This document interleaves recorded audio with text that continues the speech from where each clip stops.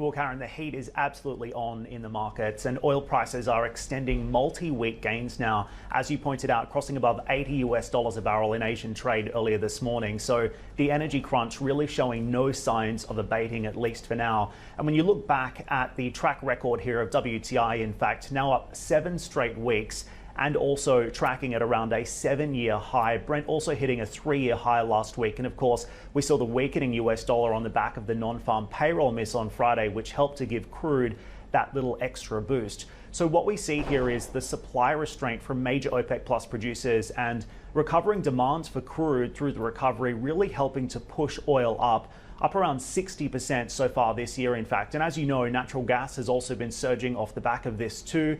We saw the benchmark Dutch TFF hub natural gas price also hitting record highs last week. And that's because demands for heating fuel is ramping up as it starts to cool down.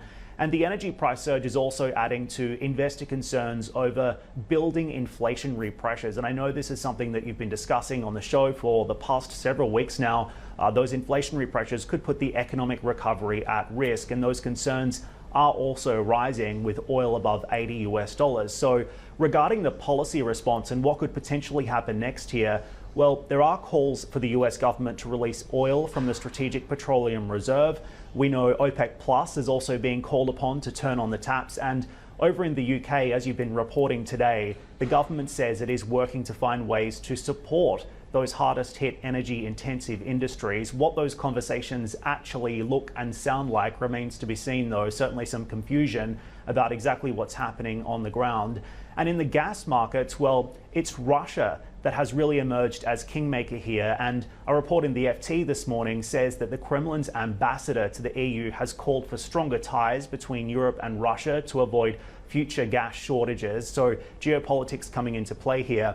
And he also rejected suggestions that Russia has had a hand to play in Europe's gas crunch, and added that he expects Gazprom to respond to President Putin's instructions to adjust output and to give Europe what it needs. And of course, we're going to be leading the conversation on that later on in the week with our interview with President Putin. Of course, he is going to be asked about exactly how Russia is going to respond and what Gazprom can do to ease some of the price concerns that we see in the natural gas market. So watch this space. Really important week for the energy markets coming up, guys. Back over to you for now. Terrific. Dan, thank you very much indeed for that.